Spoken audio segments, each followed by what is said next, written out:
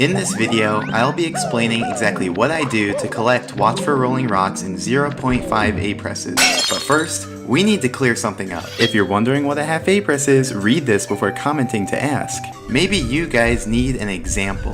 An A-press is an A-press. You can't say it's only a half. Well, TJ, Henry, Yoshi, hear me out. An A-press actually has 3 parts to it.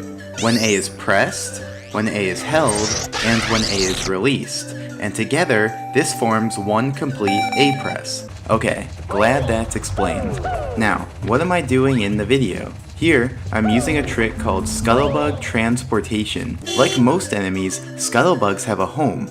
So, if your dream was to bring all the Scuttlebugs together for one big jamboree, I'm sorry, but it's not gonna happen. Anyway, I'm transporting the Scuttlebug to the corner right below the Watch for Rolling Rock star, because next I do a trick called Scuttlebug Raising. Now, you're probably wondering what I'm gonna need all this speed for.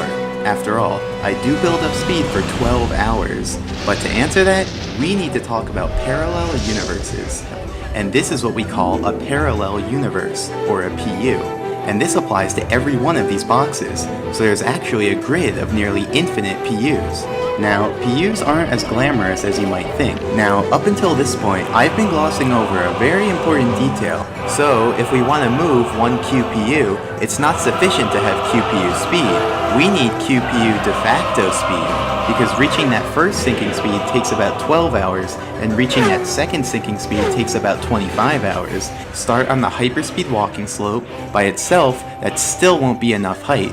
But the Scuttlebug we positioned will provide the extra bounce we need. That area is actually made up of dozens of floor triangles that each have different slopes. But that didn't stop me. After careful observation and scrutiny, I isolated 6 triangles which I named T1 through T6. So by using the slopes of those 6 triangles, we can complete the blueprint for our route. For simplicity, the set of PUs that are multiples of 4 away, we call the QPU grid. Okay, so now we're closing in on the end. The final movement I do will be a kick onto the amazing emergency exit platform, then turn and launch myself towards the Scuttlebug. Okay, now don't blink.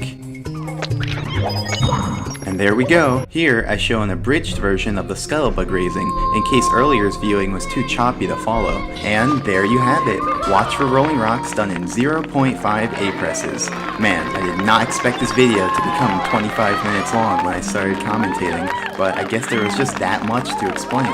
Hopefully, you were able to follow along with my explanations and visuals, learn something new, and had an enjoyable experience.